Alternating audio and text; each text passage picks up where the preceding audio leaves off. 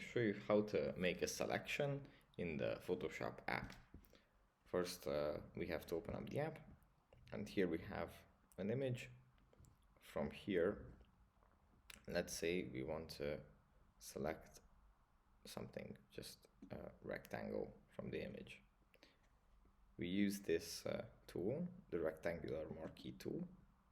Click on this, and then we draw a shape, and here we right click, and here we can layer via copy.